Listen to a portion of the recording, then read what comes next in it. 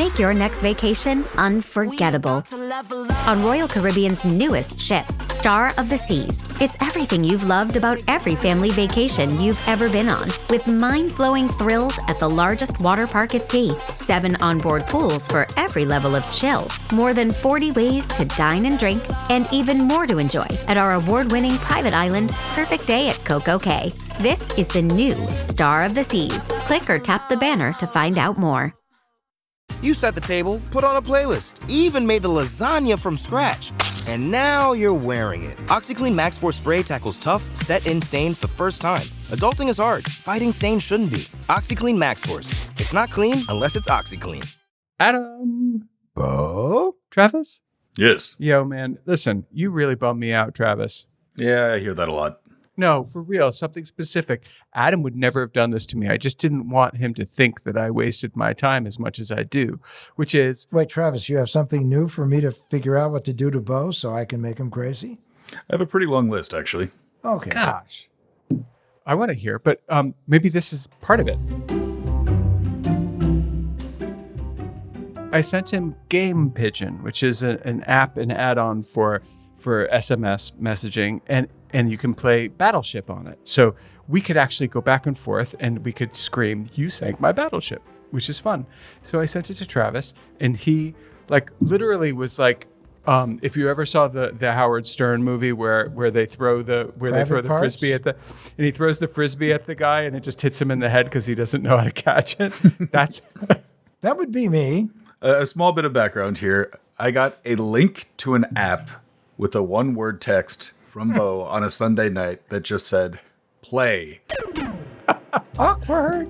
Yeah, so why? Given the number of topics we talk about on this show, I would have thought that maybe that would be a red flag for most people. Did you look to see what it was? Yeah, it was an app with no real description that I could see. It's super fun. Here's the deal. So my kids all play this thing, and I was watching my daughter. This was in Miracle on 34th Street. If you ever saw Santa Claus is watching the girl take her chewing gum out, and he's like, "What's that? I've never seen that before." It's chewing gum. He gets it in his beard. It's all very cute and funny. But it was my daughter playing Battleship with a friend of hers via SMS text. I thought that was cool. So I started playing with her, and now I'm a very happy person, and you're missing out, Travis.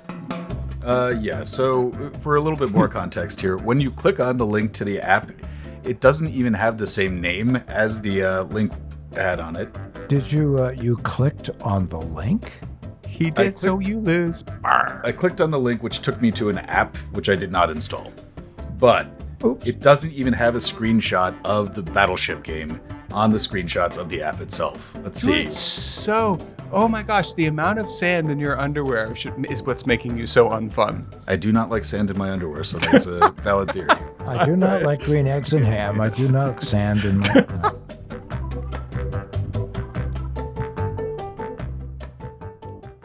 So Adam, would you have done it if I had sent that to you, or would you have called me and been like, "What are you doing?" I would have called you, because if I didn't call you, you would send me a text going, "Schmuck." Okay, now, had I gotten Adam on this game, and we were playing it happily right now, and you challenged me, which you did, and then I said, "But dude, it's been on the Apple App Store for several years, since 2016. What do you say then, Einstein? No, I looked it up and also saw that it had a bunch of reviews. Even still, if I get a link to an app without any context, I'm not installing it. All right. Fair enough. So, did you say green eggs and ham? Oh, I totally said green eggs and ham, because our next guest has a show called Green Eggs and Dan. He's an actor, comedian. He's host of the Food Network show Raid the Fridge. Dan Ahdoot. Very nice to meet you, Mr. Dan. How are you guys? I'm very excited about this. Do we know how to say Dan's last name? I don't. Ahdoot. You don't? Sorry. Because and you know his slogan, "Ahdoot is a real hoot." Ahdoot do.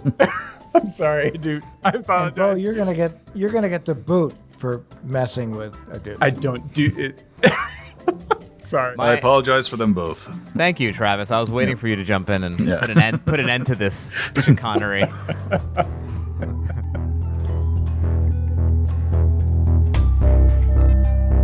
Welcome to What the Hack, a show about hackers, scammers, and the people they go after. I'm Adam Levin, cyber maitre d'. I'm Beau Friedlander. I am cyber anchovy. And I'm Travis, cyber dishwasher. That's messed up.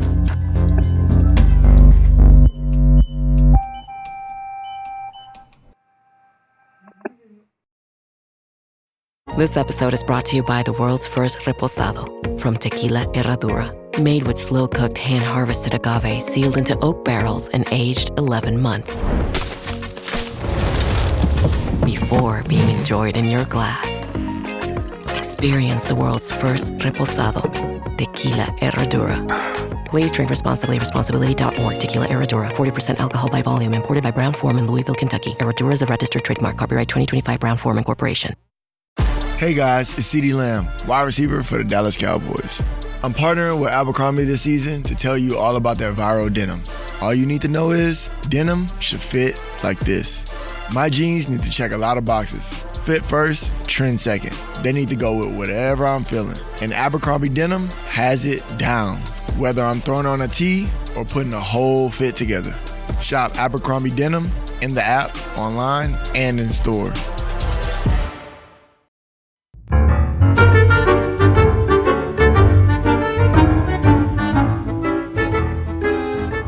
So where are you, Dan? I am in Los Angeles right now. I'm in my bedroom. If you, I don't know how detailed you want it. Well, Sitting- okay, now this is, Yeah. all right. I don't know how salacious. I don't know how salacious a podcast this is. I was going for geography, but bedroom's good. And what do you do in your bed? No, what do you do in LA, Dan? So I'm a comedian. I'm a writer. I'm an actor. I host a show on the Food Network called Raid the Fridge. I act on a couple shows, a little bit of everything. I'm in the show Cobra Kai right now. You guys can see me in that. And you have that wonderful podcast, Green Eggs and Dan. I do have a wonderful podcast. Thank you, Adam. Yes, it's a food podcast where I interview celebrities based on a picture of what's inside their actual fridge. It's a very fun podcast. So I actually wouldn't mind an example. So do you like right now in my refrigerator, I have a few of those Spanish anchovies with garlic and like some bad oil, and then I have some hummus. Yeah, gross. Guys, I'm talking here. We have some hummus, and I have like 3 or 4 Marcona almonds. What can I make? I mean, I love all that, actually. You can have one of my favorite snacks, and I know you guys are anchovy haters, but anchovies are, A, one of the most delicious foods ever, and B, 90% of the time that you've had it, you haven't known that you had it, and you were like, why is this dish so delicious? And the answer is usually anchovies. Bingo. But if you, especially pasta sauces, because they melt in, you don't even see it, there's no fishy flavor. But they can make it right. Well, this show, it's, because it's cyber, we talk about phishing a lot, so anchovies, I get it. Yeah. I mean, Anchovies also ruin a pizza. No. As far as I'm Well, concerned. anchovies on a pizza are a little aggressive in terms of the anchovy. You're having a straight anchovy. I love like anchovies on their own. And Beau, I would say for you, the snack that I usually make when I have nothing else in my fridge, which it seems like you have nothing going right now, is I usually have some bread. I will toast some bread.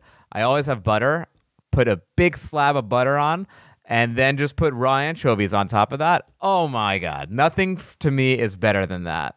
Beau and I used to share an office in New York City. We are now separated by the entire country because Beau would do things like he would fry cheese, which I love cheese, but people were running, screaming out of the office. Toasted cheese.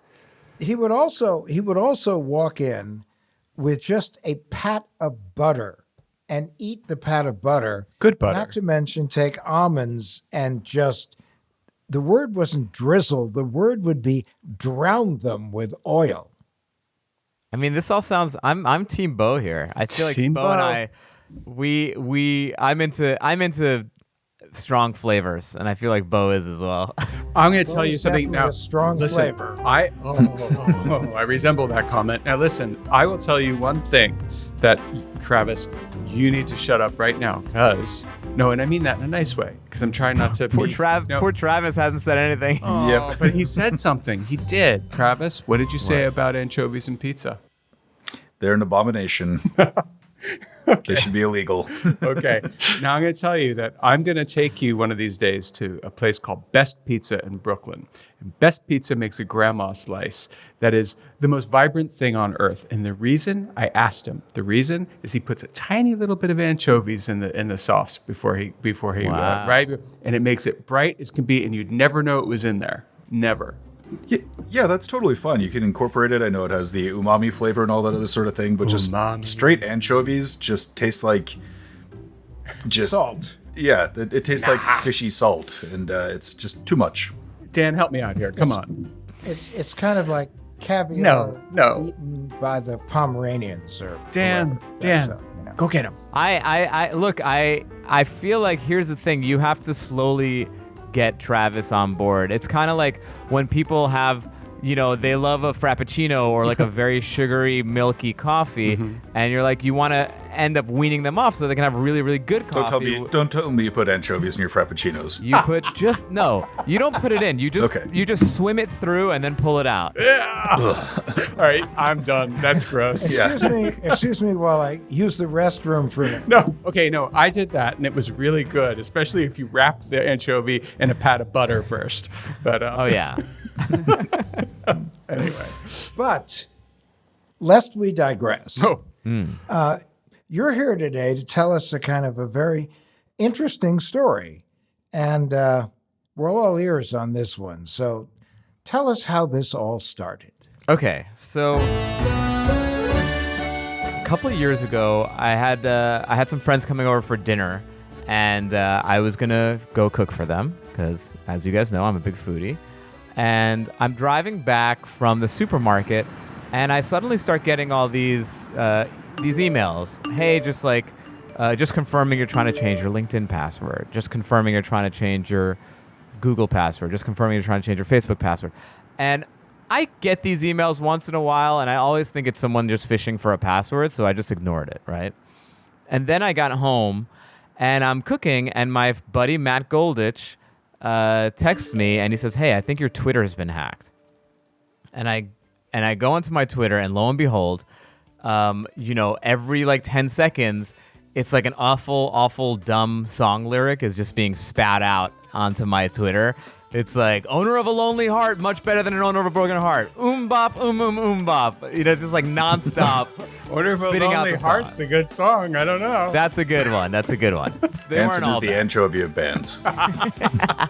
See, that would actually be me on my Twitter account. So therefore, I Yeah. wouldn't notice anything different. Right. You know?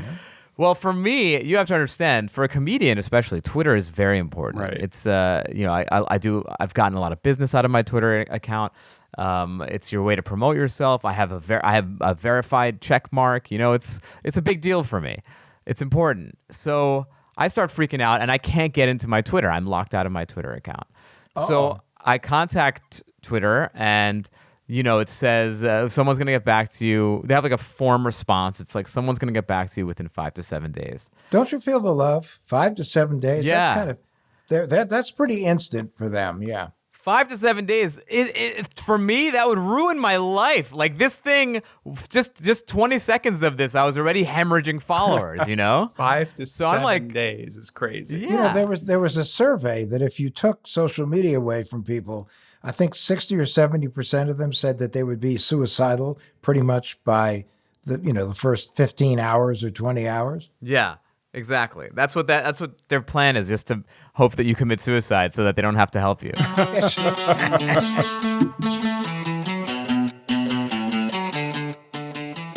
So I'm freaking out. I'm like, what am I gonna do here? And I get a call from an unknown number, and I'm assuming it's Twitter. And so I pick up. I'm like, "Hi, this is Dan," and I hear on the other line, "Yo, is this Dan Ahdoot?" I was like, "Yeah, who's this?" He's like, "Yo, hey, what's up, man? It's me. I'm your hacker." And I was like, "What?" He's like, "Yeah, I'm the guy who's got your Twitter." Okay, is this like an old guy, a young guy? Young guy. And I'm like, how? What do you mean? And he just didn't say anything. And I was like, well, can I get it back? And he's like, yeah, that's why I'm calling you, so we can, figure out like something that works out for both of us. And I'm like, oh my God, you're extorting me for my Twitter account? And he's like, whoa, don't use that word. It's not extortion. I just want you to pay me money, and then I'm gonna give you your Twitter account back. It's a creative partnership. So creative partnership that's gonna cost you like 10 grand. That's what I'm thinking. I'm like, holy cow. Well, first of all, I'm like, all right, before we get into the contract negotiations, how do I know the person that I'm on the phone with right now is the person who's in control of my Twitter? It was Adam. And he goes, oh, that's a good question. Hold on one second. And he starts typing, and I hear typing. Uh-huh. And he goes, yeah, it looks like your password for everything is Trek11111. True story? True story. Oh. And I'm like, oh my God. And look, here's the thing. It's very jarring to have someone, repeat your secret password to you, to hear it out loud in the world. Did you say secret password? Yes. Guys, I sense a challenge here. Travis, would you direct Mr. Ahdoot to his computer and a website, please? Yes, I suggest going to haveibeenpwned, that's pwned.com. Shut and up. Then yeah. /passwords. Oh my God. Hold on, I'm freaking out. Sorry, was that Trek with 4 ones or 5 ones? Trek with 5 ones. 5 1. Oh, no. Okay. Dan, have you ever heard of this site before? No, I have not. Wait, it's going to become your new best friend, or maybe not. Trek with 4 ones has been compromised and seen 83 times. Wow. But the 5 ones, that's been seen 3 times before.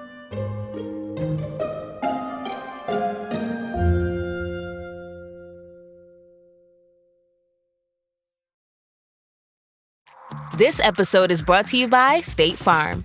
Checking off the boxes on your to-do list is a great feeling.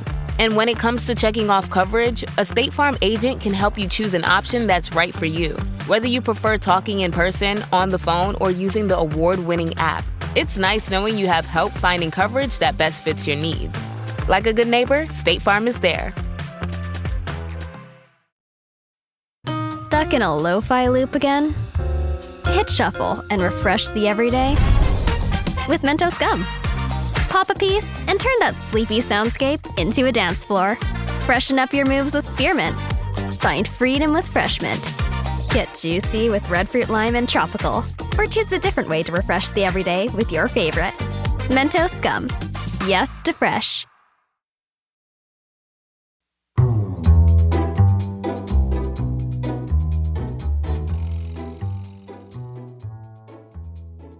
So, just a little bit of background here for Have I Been Pwned. We've discussed it a few times on the show. It's a really great resource for telling you how many times and where your email address, phone number, and password have been compromised. It's run as a nonprofit service, but it has literally billions of records that have been breached or lost in data breaches or leaked online. And more recently, law enforcement all around the world has started providing this site with data that they find in the case of a data breach. So it's a pretty comprehensive way to see how many times you've been hacked online. Oh my God. All right, so I'm putting in the passwords that I've used and seeing whether or not they have been breached. And the Trek one, the one that the kid got, yes, has been breached. My other new ones have not been breached yet, it seems. And if you're listening to this, please don't see that as a challenge.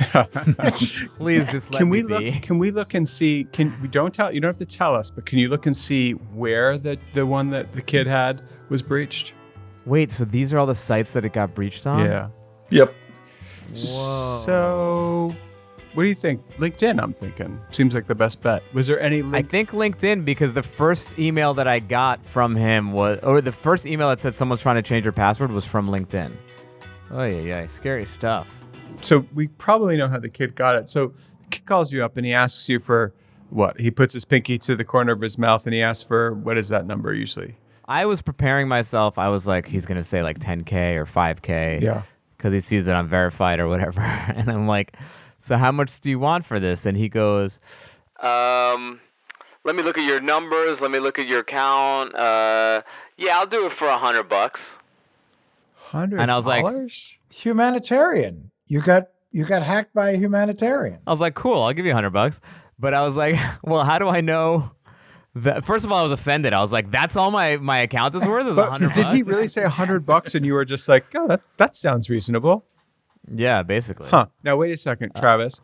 How much do you think the record that this kid had, how much did it cost him on the dark web, if that's where he got it? Less than a penny. Oh, okay. So it's good. He's making a good turn on that penny. Nice IRR. Oh, yeah, especially with LinkedIn, that breach was so big, it just got passed around and it got added to a whole bunch of collections that some of which cost money if you want to access them, but a lot of them are just free. But so you had like a Woody Allen moment. You're like, what do you mean $100? Yeah, I was like, that's it? That's all I'm worth? And then we had this weird interaction where I was like, all right, well, how are we going to do this? How are we going to make the exchange? And he was like, you Venmo me $100 and I'll give you your account back. And I was like, no, how do I know you're going to give me my account back after I Venmo you? And he's like, no, man, that'd be messed up. I wouldn't do that. I'm like, oh, suddenly it's you're not more messed you're up ethical. to hack you? Yeah. And then I was like, well, why don't we do this? I'll Venmo you $40. You give me my account back, and then I'll Venmo you the other $60. Okay. And he was like, well, how do I know you're going to Venmo me the other $60? I was like, dude, you're the criminal here, not me. You don't trust me? What's the you matter? guys are funny. I mean, both of you are funny at this point. I was like, what's your deal? Like, this is what you do for a living? He's like, yeah, man, everyone's got to have a hustle. I'm like, relax with the hustle talk. You're like a computer nerd. And he's like, yeah, he basically said that he goes after people who have verified accounts because he knows that they care about their accounts. And also, cops aren't really going to go after someone who's like a small-time hacker. So he can just kind of get away with it. Do you know how old he was? Yes. So here's the funny part. So he goes, so I give him the money. He gives me my account back. And I'm like, how old are you? And he's like, I'm not going to tell you, but I'm somewhere between the age of 12 and 14. I'm like, oh, okay. So you're 13. Got it. Oh, my God. He's so cute. I love him.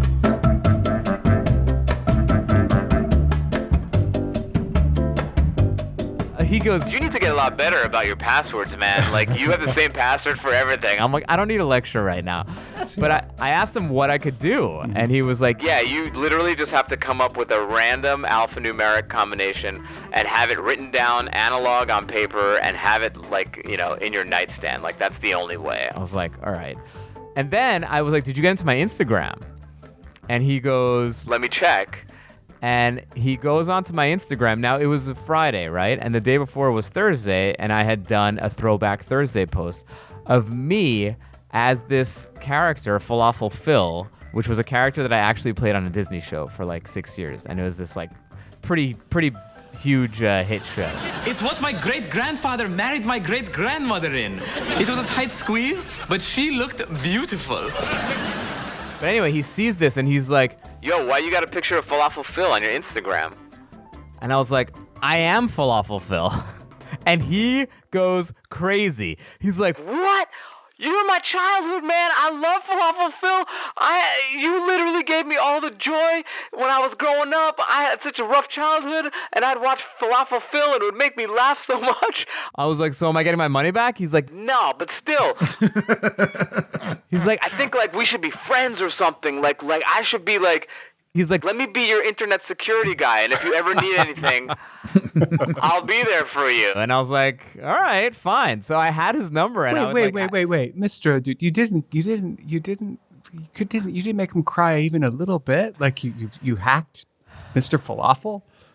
He didn't care. He had a completely different set of ethics. I feel like hackers just live in it. To them, it's more of a chess game than like they're doing like something really awful. How many accounts? Did he get any other accounts other than Twitter and Instagram? So he didn't get into Instagram because I have a different password for that. Oh, but he got into Twitter. He got into LinkedIn. I think he got into Hotmail. He didn't get into your Gmail, though, right? No Gmail. Good. I also started, I hadn't been doing two-step verification until then.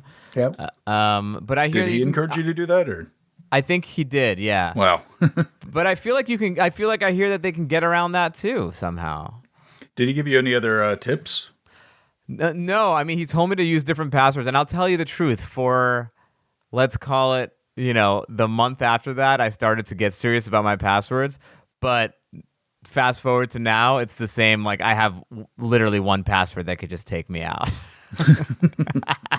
We're back to where. Not a good idea. You don't want to see random song lyrics show up again.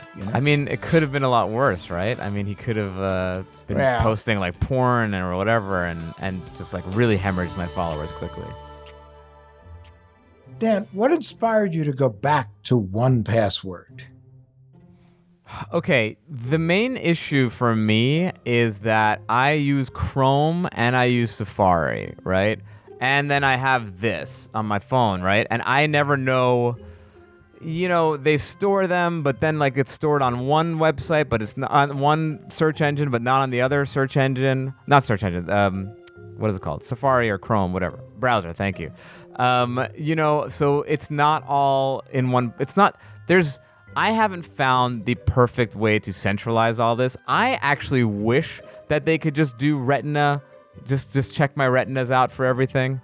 Like use a prick my blood, like get my blood to let me, like I'm down for anything that is literally my facial recognition or whatever. I don't care about my privacy like that. But if there was a better way. Can I ask like why you don't care about your privacy that way?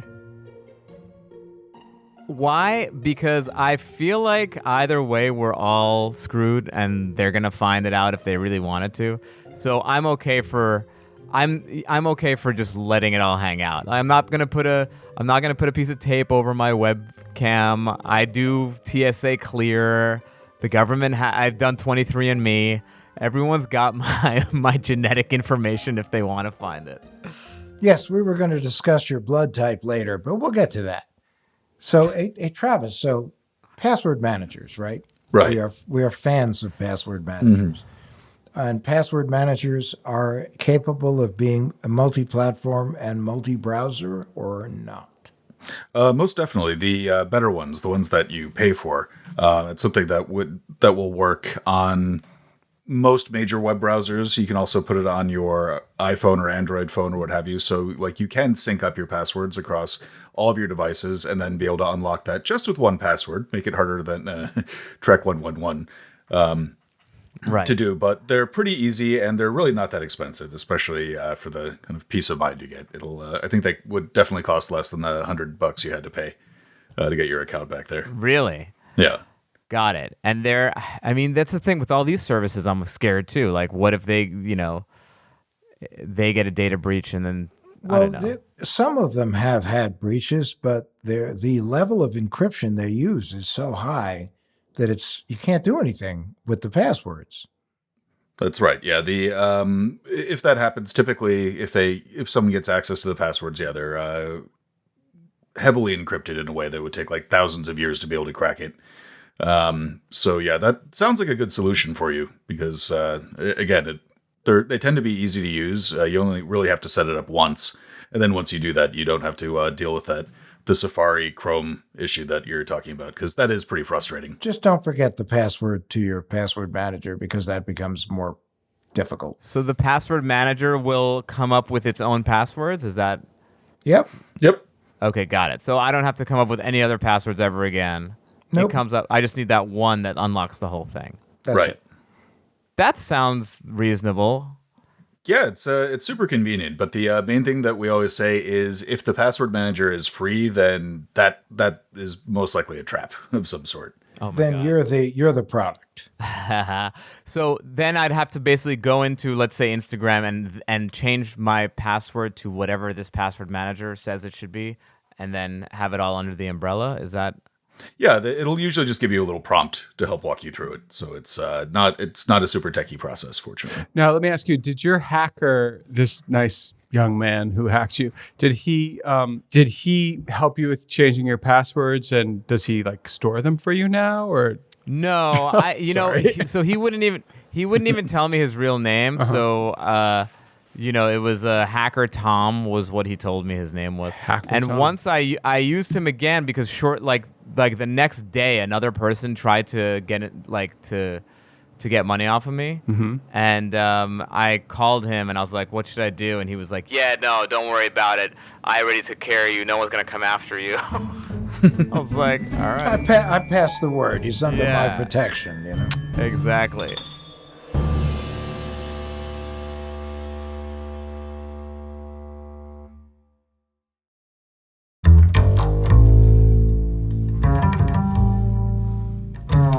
What would it take you to sort of take this password thing more seriously? I mean, what is the scenario that, were it to happen, would make you change your habits? Being on this podcast. No, and I think the things. So I'll answer that with what I'm most fearful of, and I guess spiders. Besides spiders, the things that I'm most fearful of are obviously banking is number one, obviously, but then it's like my social media stuff, which I've already seen hacked, and then also, my email, my Gmail and stuff like that. Not having access to email is probably the worst thing that could happen to me. And if paying, I don't know, how much do these guys charge a month, the password people?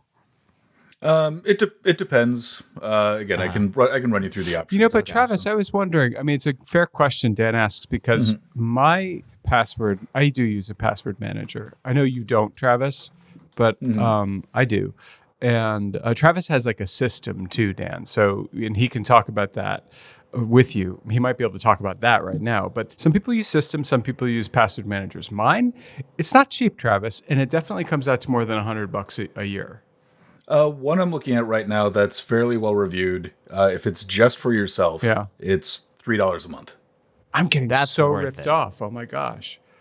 That again, there are different levels of protection, different levels of ease and quality and everything like that. But yeah, that's $3 a month is not really that bad. I have 1995 prices. Damn.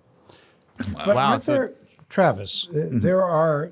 Correct me if I'm wrong, but certain companies that offer monitoring services, right? Identity monitoring, that also offer password managers. Yep. Yeah, in a lot of cases, they'll even be affiliated with one another. So even if you're not getting them both from the same vendor, they'll still give you a discount. Yeah. Interesting. So why don't you use one of these, Travis? Well, I have a system, and I kind of run it across a few different things, and I just also have a really weirdly good memory about it, and keep a lot of it written down in the nightstand, that sort of stuff. So I try not to put all my eggs in one basket. Travis is my password manager. Yeah. So.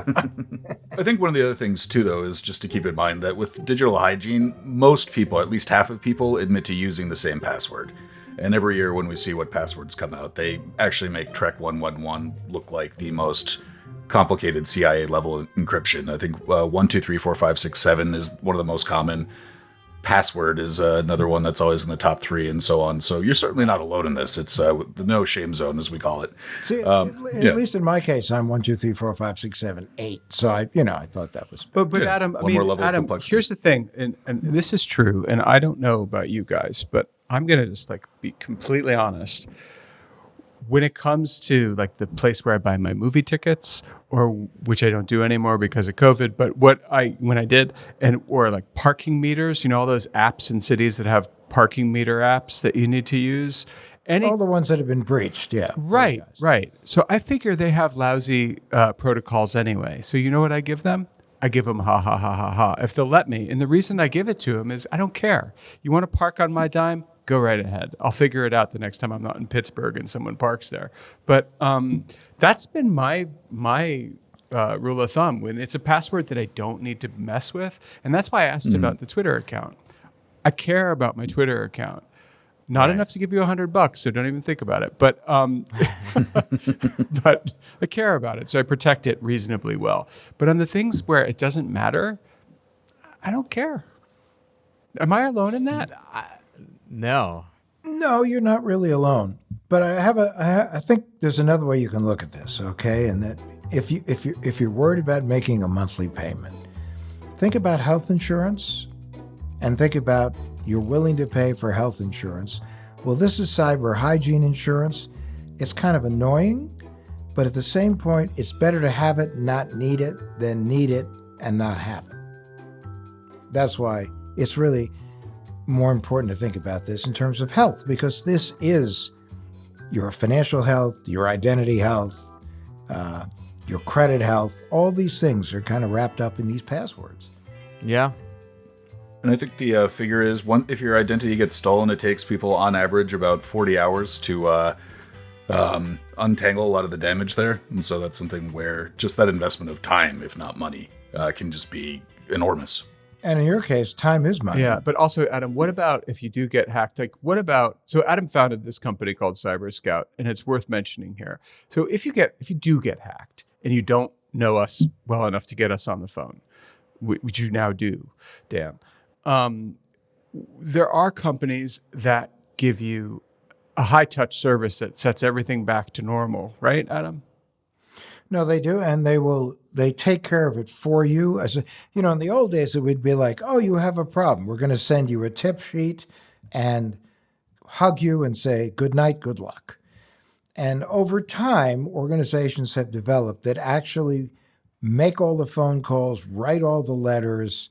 When you first alert them you're having a problem, they will take you to the fraud department of one of the credit reporting agencies and get things in process for you.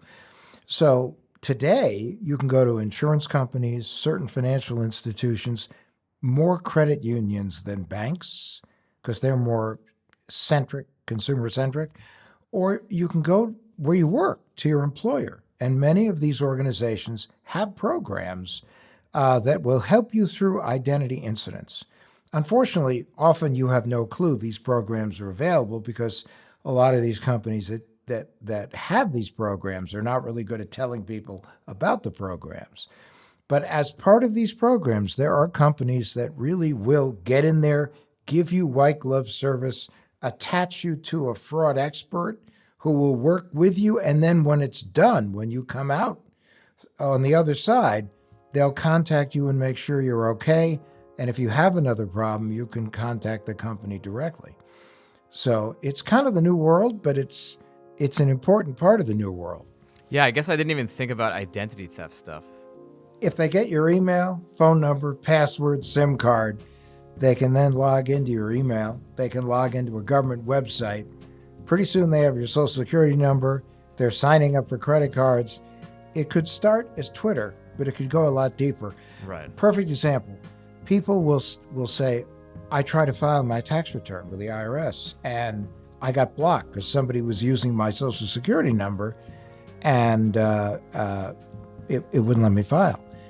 So they deal with the IRS, they get it resolved, they get their PIN code, which, by the way, everybody can get a PIN code from the IRS now, even if they haven't been compromised. But it can start as Twitter, it can go deeper. True. It starts with a tax return, and people think they got it. And they don't realize if they have enough information to file a fake tax return, they have enough information to commit every form of identity theft possible. Opening new accounts, medical identity theft, child identity theft, criminal identity theft, you name it. And sometimes all it could happen is someone gets access to an existing credit card, and it is amazing how this thing can spiral into something really horrible. Yeah. But if you are guests on our show, the good news is Travis will fix you up. I'm sure because he has so much time on his hands to do that. But scads of time. No, but I will also help, and Adam will help. We're available to you. So if you land on this show, you have a good story, it does mean that you will leave a little more freaked out, but a little more secure as well. But it'll be a cathartic experience because you'll have shared and felt better by sharing, because this is the no shame zone. Well, the catharsis is all just like in getting rid of any feeling of ease you may have had. Yeah, I know. I love how we started with a lighthearted romp into anchovies and ended with just like morbid stories of cybercrime and I know guest terror. Yeah.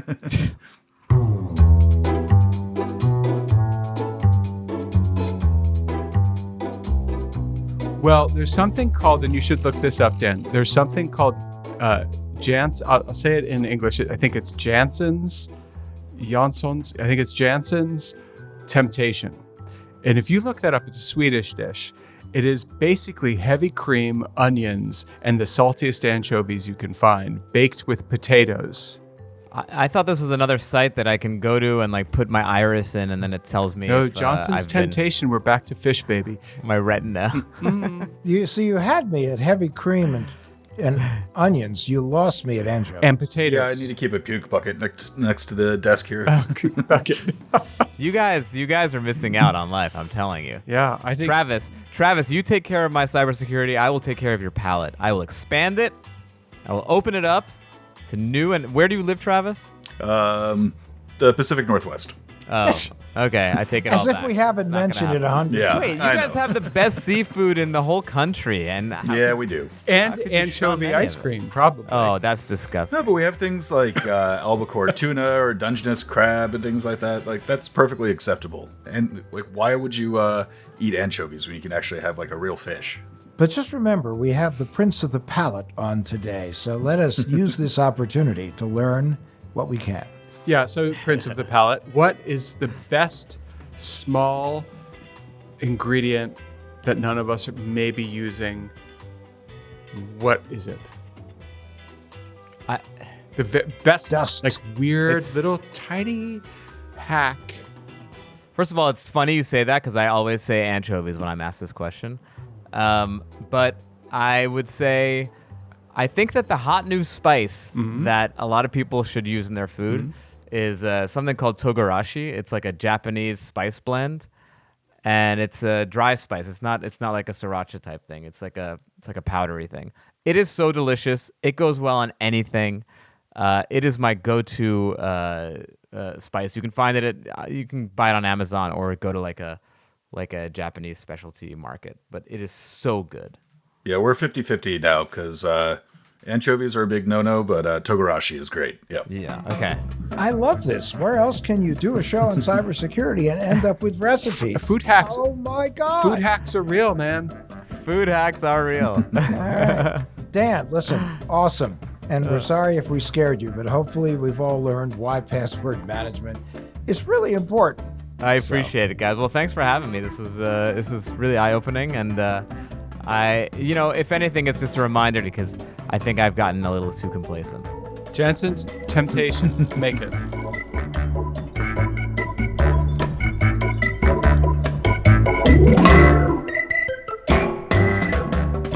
If you're a hacker and you're actually good at what you do, we encourage you to go on Apple Podcasts, create a bot that just likes our podcast over and over and over and over again. Apple, we're sorry. We don't really mean that. But what we would like to tell you, Leave us a 5-star review on Apple Podcasts. They should tell their friends, their family, their neighbors. They should tell their friends on Instagram, Facebook. You know, skywriting is a good thing too.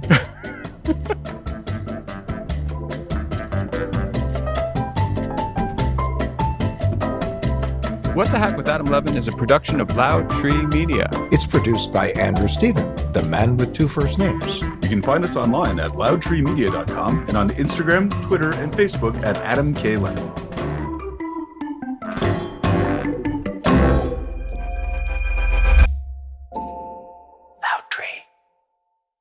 Behind every great meal is a person with a story to tell. Hear them on Culinary Characters Unlocked, the podcast that reveals the lives behind the food. Hosted by me, David Page, Emmy Award-winning journalist and creator of Diners, Drive-Ins, and Dives, as I talk with everyone from culinary legends to mom-and-pop standouts about the creativity, grit, and passion that shape the food we love. Follow Culinary Characters Unlocked on Apple Podcasts, Spotify, or wherever you get your podcasts. Behind every empire are the people history tried to forget. Lost Roman Heroes tells the stories of the remarkable characters who shaped Rome from its mythical beginnings to its final fall. Each episode blends armchair storytelling, sharp historical insight, and a bit of humor to bring these lost figures to life. From generals to scientists, from rebels to empresses, from priests to politicians, these lost Roman heroes have one thing in common. They stood up for civilization when the bad guys threatened, and in doing so, they changed the course of human history. If you're into history that's vivid, surprising, and deeply human, this show's for you.